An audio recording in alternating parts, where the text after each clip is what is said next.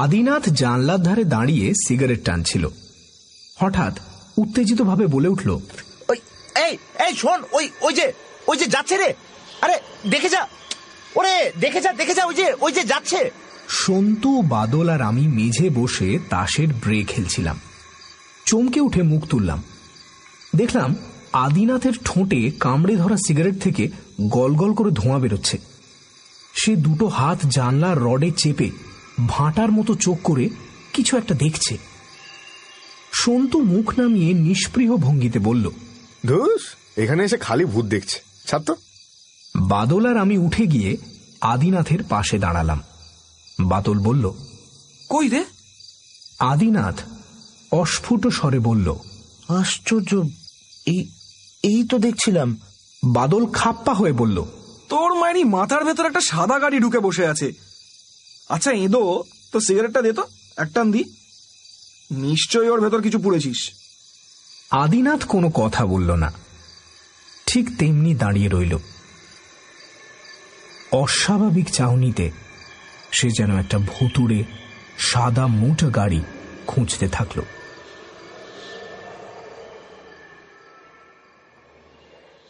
দুদিন হলো আমরা এসেছি এই চোরডিহা বাংলোতে। কাল ঠিক সন্ধ্যের আগে রুক্ষ বাঁজা এক বিশাল মাঠে আদিনাথ ওই গাড়িটাকে নাকি ধুলো উড়িয়ে যেতে দেখেছিল। গাড়িটা মাঠের ওপাশে টিলা পাহাড়গুলোর ভেতরে অদৃশ্য হয়ে যায়। বাংলোর এই জানলা থেকে সামনাসামনি সেই মাঠটা দেখা যায়। বাঁদিকে কিছু দূরে একটা রেল লাইন, সেটা চলে গেছে গয়ার দিকে। ডান দিকে কাছাকাছি একটা ছোট নদী আছে। শীতের শেষে তার জল প্রায় শুকিয়ে গেছে। বুকের ওপর অসংখ্য পাথর জেগে উঠেছে। আমি, বাদল আর সন্তু যখন সেই পাথরে বসে গল্প করছিলাম, তখন আদিনাথ পাড়ে দাঁড়িয়ে সেই গাড়িটা দেখতে পেয়েছিল। মোটর গাড়ি যাওয়াটা কোনো আশ্চর্য ব্যাপার নয়। আশ্চর্য ব্যাপার হচ্ছে, যেদিকে গাড়িটা আদিনাথ দেখেছে সেদিকে অন্তত 10 মাইলের মধ্যে কোনো রাস্তাই নেই। রুক্ষডাঙ্গা, খানাখন্দ, আগাছার জঙ্গল, তারপর ছোট ছোট সব পাহাড়। ছোটানাগপুর পর্বতমালার একটা শাখা এদিকে বেরিয়ে এসেছে। আদিনাথ আজ সকালে ফের সেই গাড়িটা দেখার কথা বললে বাদল চৌকিদারকে ডেকে আনলো কিচেন থেকে। চৌকিদারের নাম ততিরাম, পেল্লায় গড়নের লোক, ভাঙা ভাঙা বাংলা বলতে পারে। সেলাম জানিয়ে বলল, বলেন স্যার, কি বলবেন? সন্তু বাঁকা মুখে তাসগুলো গুছিয়ে শাফল করছিল। বলল, কাড়িয়া পীরের বা। বাদল আর আমি হো হো করে হেসে উঠলাম।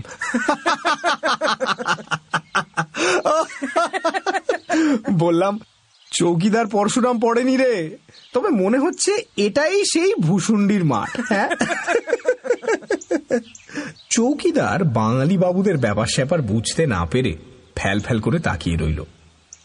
বাদল বলল, দেখো, ও মাঠ মে বড়বাবু সবসময় একটা মোটর গাড়ি দেখতা তো।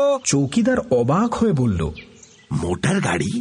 আরে হ্যাঁ, সাদা মোটর গাড়ি, শাঁসা করে ভাগতা আর অদৃশ্য হয়ে যাতা।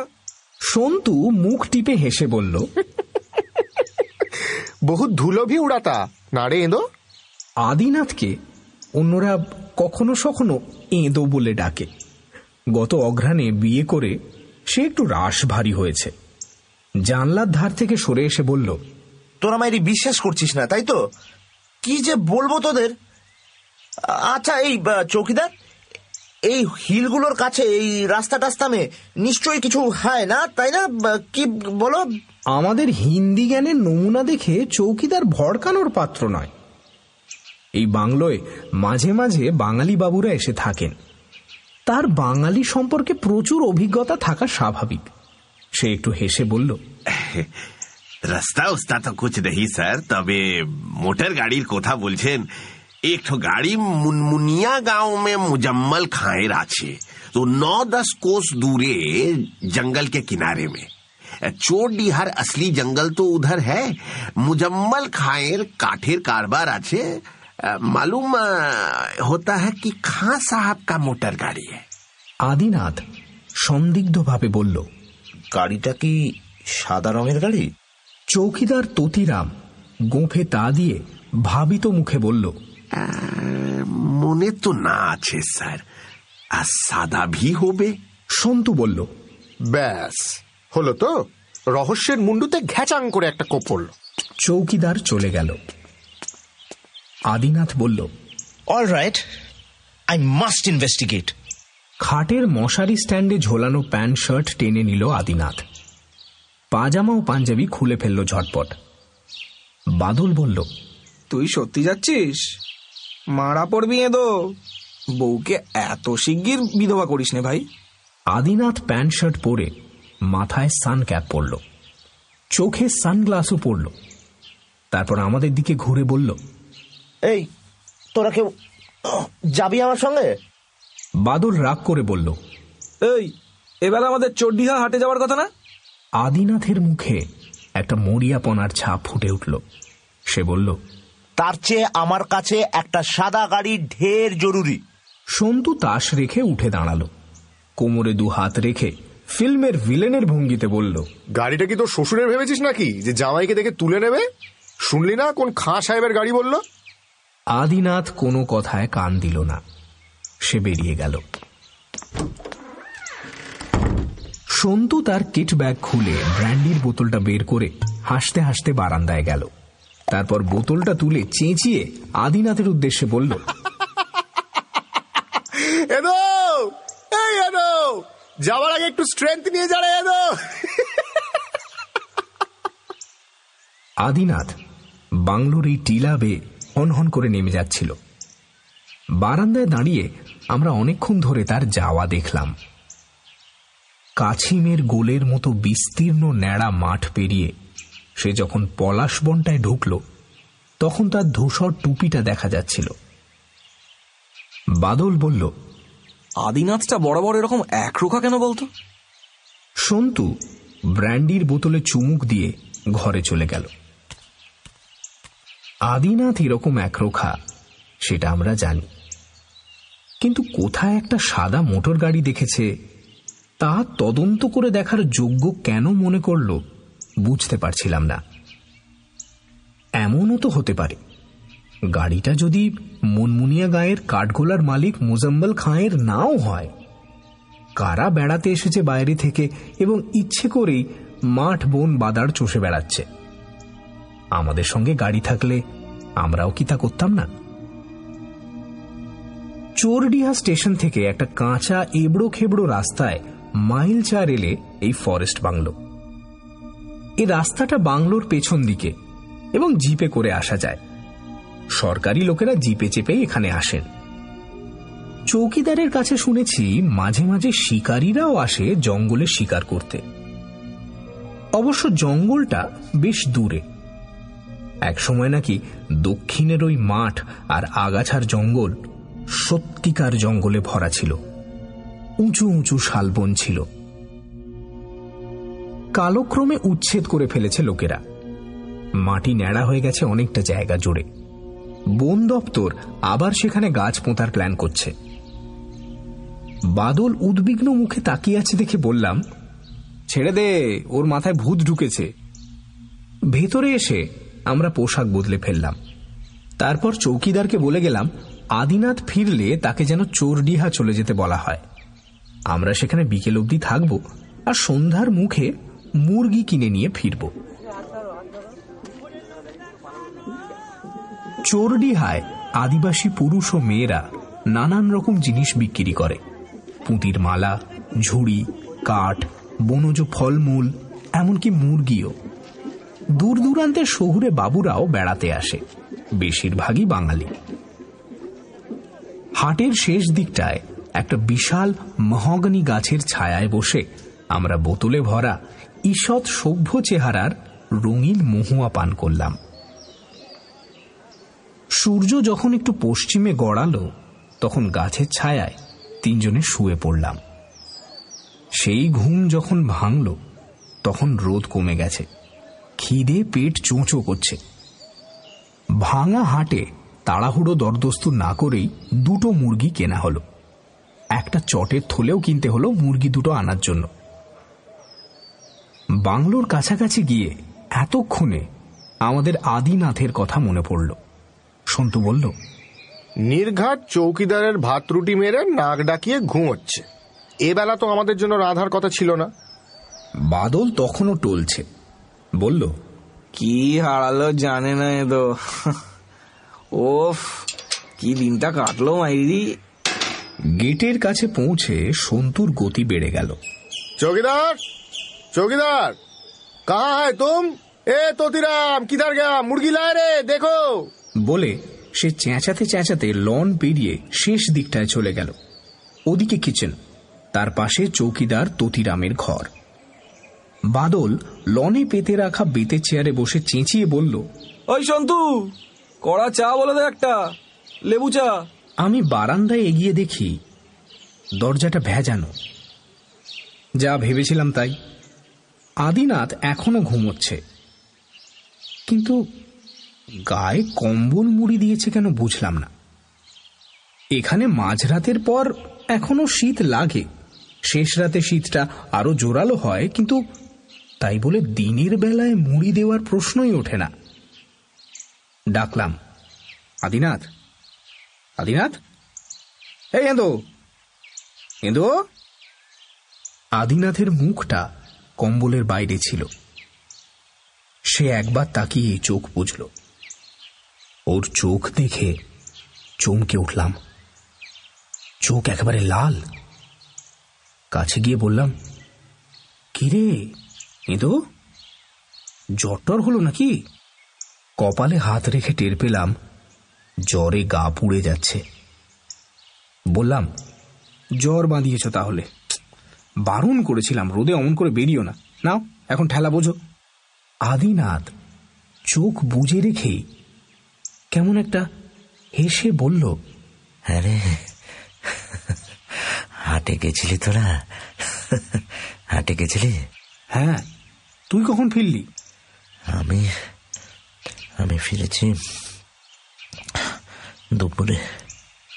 হাসতে হাসতে বললাম, তবে হ্যাঁ, শ্বশুরের সাদা মোটর গাড়ির পাত্তা পেলি কিরে? হ্যাঁ।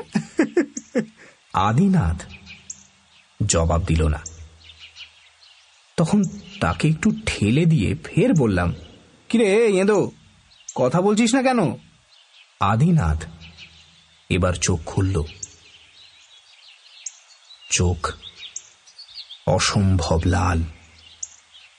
আস্তে আস্তে বলল, কি মোটর গাড়ি? আদিনাথ সেই অদ্ভুত ভঙ্গিতে একটু হাসল।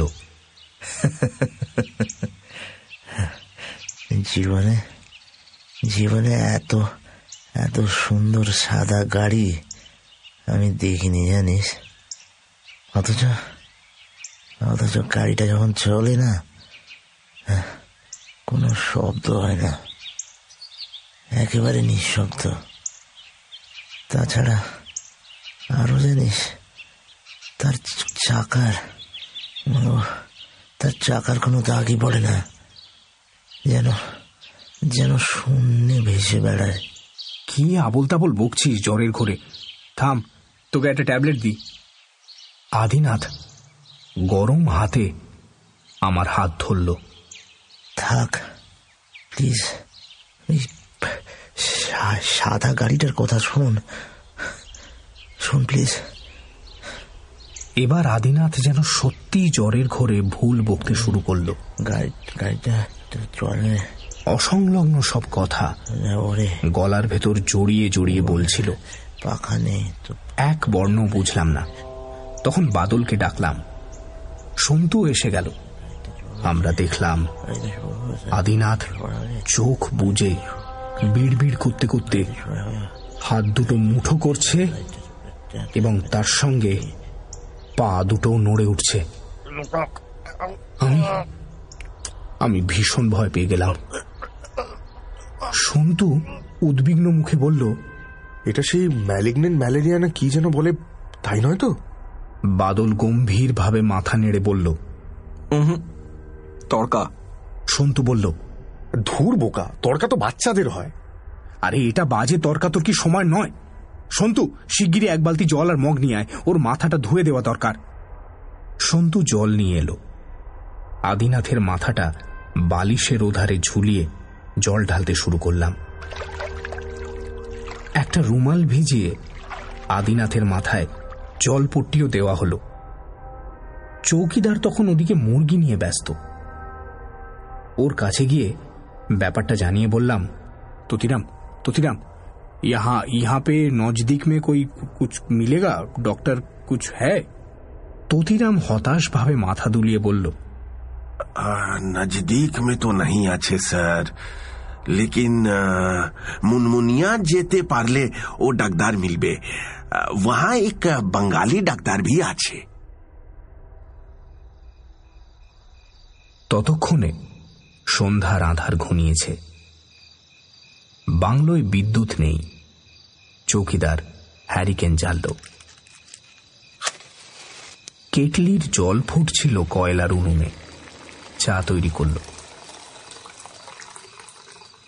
আমি চায়ের ট্রে নিয়ে ফিরে এলাম। খিদের অবস্থা গুরুতর, তাই রান্নাটা যত তাড়াতাড়ি হয় ততই মঙ্গল। সন্তুরা লণ্ঠন জ্বেলেছে। আদিনাথকে দেখে মনে হলো সে এখন ঘুমোচ্ছে। আমরা চুপচাপ চা খেতে থাকলাম। চা শেষ করে বললাম,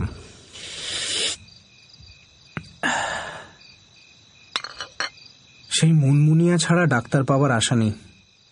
এই রাত্রিবেলা পায়ে হেঁটে এত দূর যদি যেতেও পারি, ডাক্তার তো আসবে না। বন জঙ্গলের এলাকা, শুনেছি ডাকাতের উপদ্রব আছে। কি করা যায় বলতো সন্তু? আমার কাছে অ্যাসপিরিন ট্যাবলেট আছে, খাইয়ে দিই?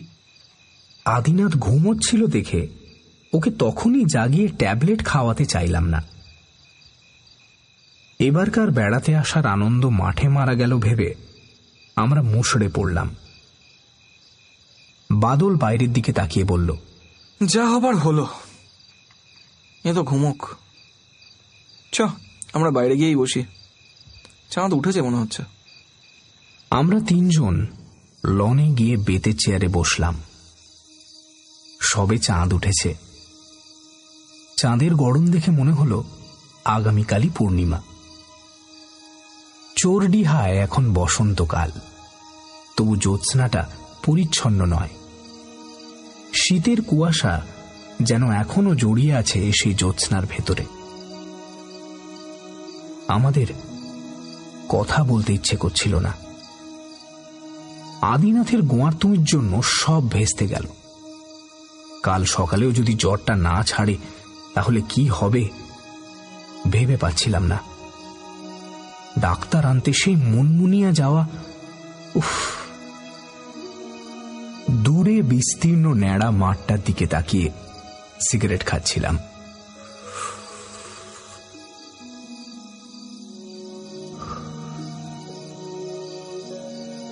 দিগন্তে পাহাড়গুলো কালো হয়ে ফুটে আছে।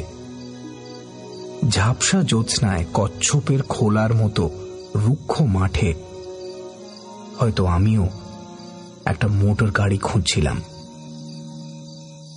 হঠাৎ পূব দক্ষিণ কোণে এক ঝলক আলো ফুটে উঠল, তীব্র আলোর ঝলক।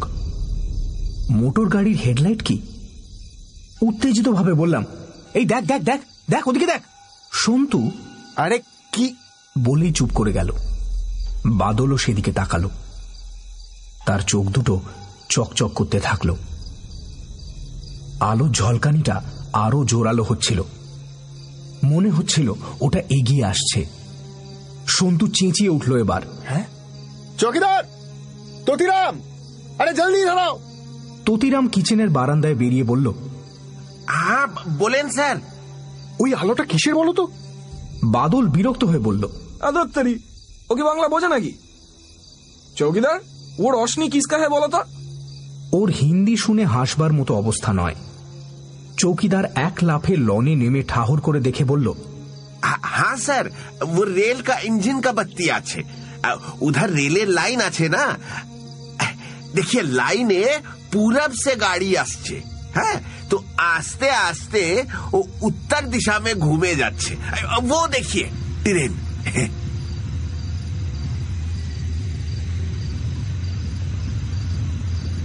আলোটা আর নেই। ট্রেন গাড়ি অবশ্য আমরা দেখতে পেলাম না। এলোমেলো দক্ষিণা হাওয়ায় হয়তো চাপা গুড়গুড় একটা শব্দ শুনলাম, নাকি আমাদের ইচ্ছাকৃত শোনা। এবার তিনজনে একচোট হাসাহাসি করলাম।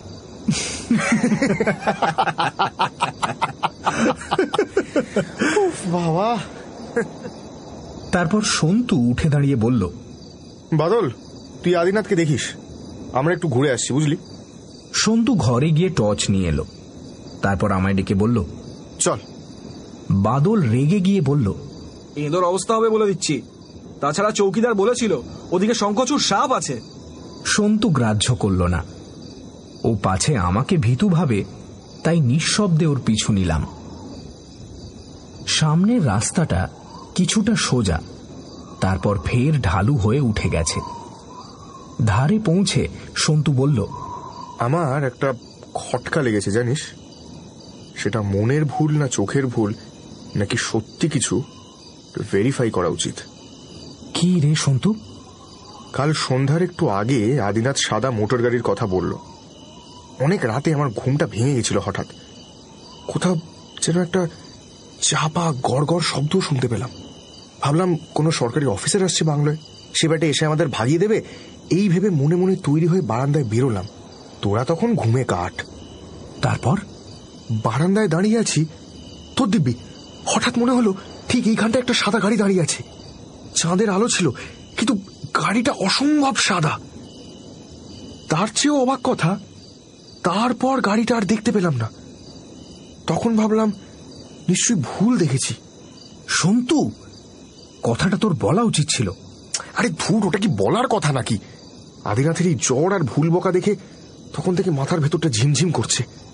তোরা আমাকে কুসংস্কারগ্রস্ত ভাববি বলে চুপ করেছিলাম, কিন্তু সন্তু একটু ভেবে আবার বলল, কিন্তু যদি সত্যি পৃথিবীতে অলৌকিক বা ভুতুড়ে ব্যাপার কিছু থাকে, সেটা আমাদের ভালোভাবে বুঝে নেওয়ার দরকার আছে। আরে বুঝবিটা কি? সন্তু আমার প্রশ্নের জবাব দিল না। সে হন হন করে হাঁটতে শুরু করল। এক জায়গায় আবার কিছু পাথর পড়ে রয়েছে।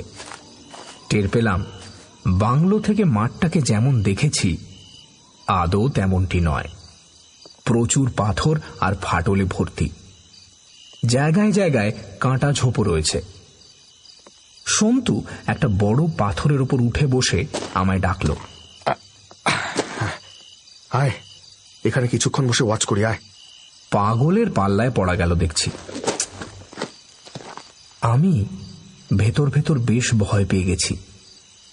এই অজানা বিস্তীর্ণ প্রান্তরে জ্যোৎস্নায় মানুষের মনে প্রকৃতি প্রেম জাগবার কথা, কিন্তু আমি অস্বস্তিতে আড়ষ্ট।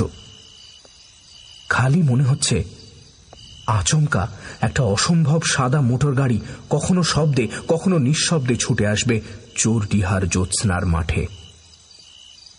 আমাদের ভয়ার্ত চোখের সামনে সে সারা মাঠ ছোটাছুটি করবে, তারপর মিলিয়ে যাবে হঠাৎ। সন্তুকে একবার একটু নড়ে উঠতে দেখলাম, যেন সত্যি ভুতুড়ে গাড়িটা দেখতে পেয়েছে। কিন্তু তারপর আগের মতো স্থির হয়ে রইল সে। শোঁ শোঁ করে হাওয়া বইছিল। বহু দূরে কোথায় যেন শেয়াল ডাকছিল, আর সেই ডাক ভেসে আসছিল হাওয়ায়, আবার মিলিয়ে যাচ্ছিল। কাছাকাছি কোথাও একটা রাতচরা পাখি ডেকে উঠল, তারপর চুপ করল। চাঁদটাও আরো কিছুটা এগিয়ে এলো আকাশে।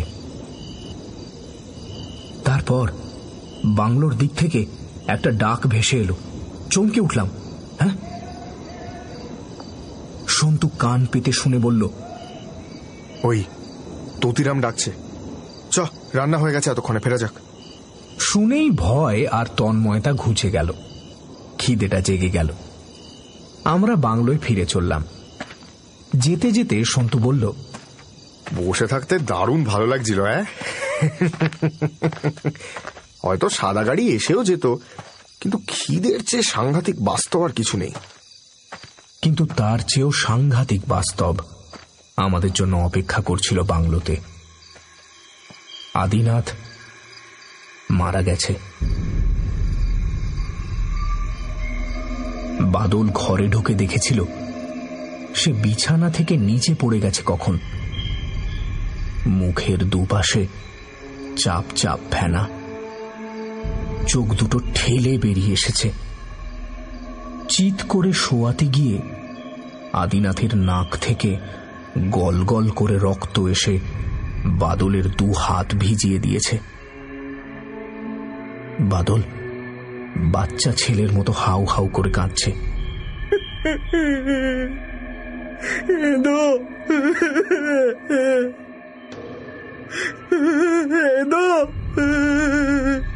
ততিরাম ভিজে চোখে বারবার বলছে, ये कभी नहीं हो सकता, ये कभी नहीं हो सकता प्रभु, ये कभी हुआ।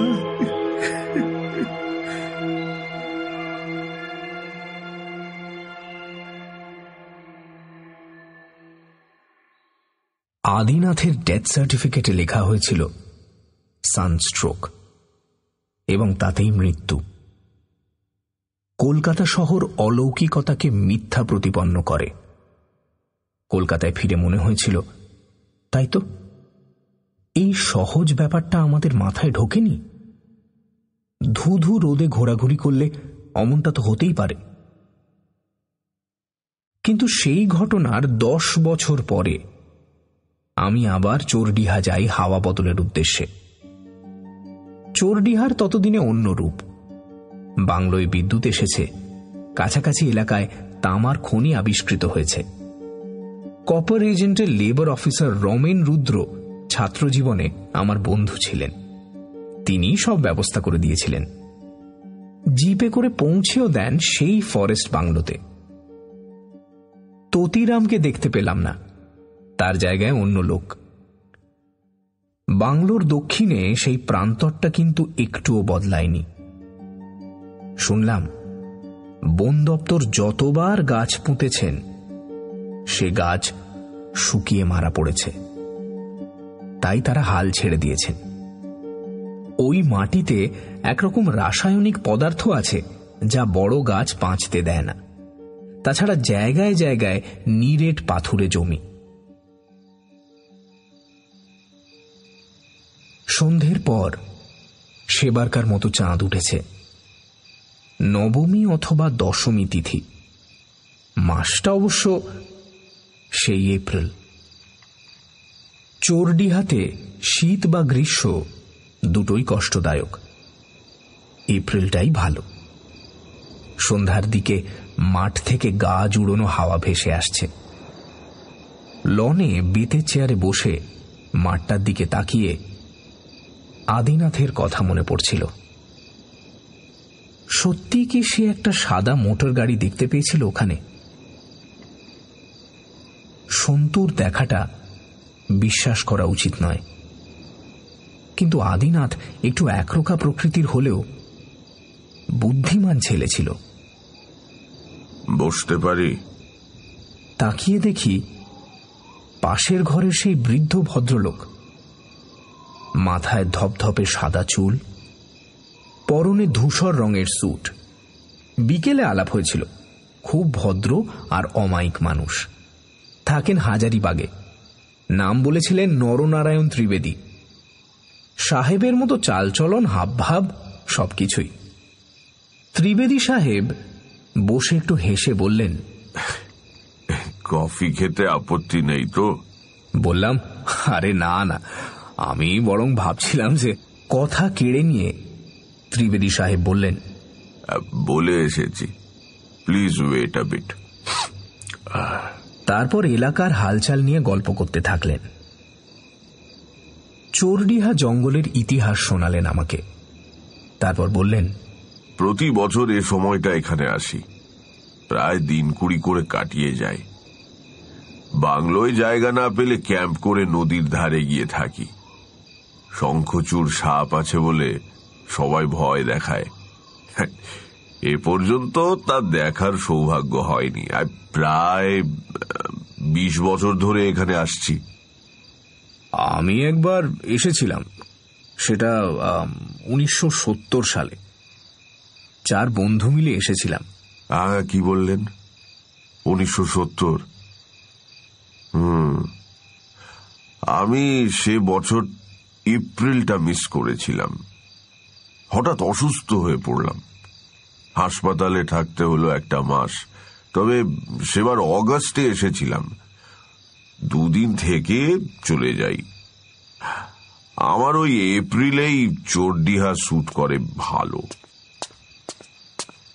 কফি নিয়ে এলো চৌকিদার। কফিতে চুমুক দিয়ে ত্রিবেদী সাহেব বললেন, হ্যাঁ, কি বলছিলেন যেন? ও, এপ্রিল। হ্যাঁ, এপ্রিল। চোরডিহা আমাকে কি দিয়েছে ভাবতে পারেন? ভদ্রলোক একটু হাসলেন। রসিকতার ইচ্ছে হল। বললাম, আপনি নিশ্চয়ই হানিমুনে এসে এই জায়গাটার প্রেমে পড়েছিলেন, তাই তো? একটু চুপ করে থাকার পর কফিতে চুমুক দিয়ে ত্রিবেদী সাহেব ফের বললেন, আরে নো নো নো নো, আমায় দেখে কি মনে হয় সেই 1960 সালে বিয়ে করেছিলাম? আমার বয়স এখন 75। তাহলে হিসেব করুন, 1960 সালে আমার বয়স ছিল 55 বছর। আমার মেয়ে সুভদ্রার বয়স ছিল মোটে 20। একমাত্র মেয়ে। ওর মা মারা যায় 1959। পরের এপ্রিলে ওকে নিয়ে বেড়াতে এলাম চোরডিহা। তখন এই বাংলোয় ছিল টালির চাল। বাঘের ডাক শোনা যেত আশেপাশে। ওদিকে হাজারিবাগ গয়া সড়কের অবস্থা তখন শোচনীয়। তবু সুভদ্রাকে একটু থ্রিল দেব বলে মোটর গাড়ি হাঁকিয়ে এই বাংলোয় এসে হাজির হলাম।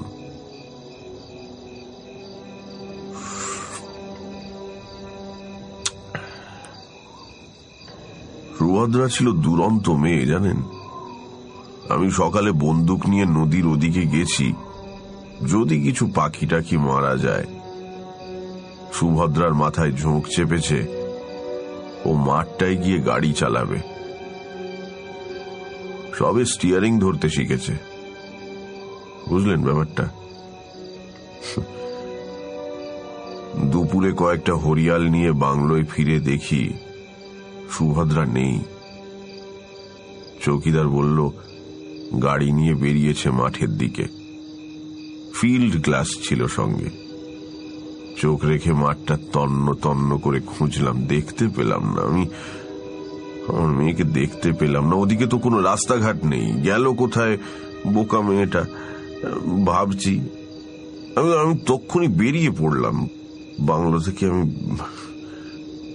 মাঠের শেষ প্রান্তে, যেখানে ওই হিলগুলো দেখতে পাচ্ছেন, ওই হিলগুলো, নদীটা ওখানে ঘুরে গেছে, গভীর খাদ সৃষ্টি করেছে। চোরডিহা প্রপাত। দেখেননি আপনি? মাথা নাড়লাম, কান পেতে শুনছিলাম। এপ্রিলে প্রপাতের তলা শুকনো। গিয়ে দেখি গাড়িটা 300 ফুট নিচে উল্টে পড়ে আছে। আপনার মেয়ের তাহলে কি হলো? বৃদ্ধ চেঁচিয়ে উঠলেন। Are you a fool? Are you a fool? 300 foot নিচে যে গাড়ি। হঠাৎ থেমে গিয়ে ধরা গলায় বললেন, আমায় ক্ষমা করুন, ইদানিং আমার হাই ব্লাড প্রেশার তো। বেশ অনেকক্ষণ স্তব্ধতা। তারপর আস্তে আস্তে বললাম, ত্রিবেদী বাবু, গাড়িটা কি সাদা রঙের ছিল? হ্যাঁ, কেন বলুন তো? বৃদ্ধের চোখ জ্যোৎস্নায় চকচক করতে দেখলাম। তিনি আমার দিকে তাকিয়ে আছেন, কিন্তু প্রসঙ্গ ফেরাতে বললাম, বাই দ্য ওয়ে, চোরডিহার জঙ্গলে তখন নিশ্চয়ই বাঘ ছিল। আপনি কখনো বাঘ মেরেছেন কি? হ্যাঁ? নরনারায়ণ ত্রিবেদী এক্সকিউজ মি বলে উঠে আস্তে আস্তে বাংলোর দিকে চলে গেলেন। নিজের ঘরে গিয়ে ঢুকলেন। আমিও একা বসে থাকতে পারলাম না।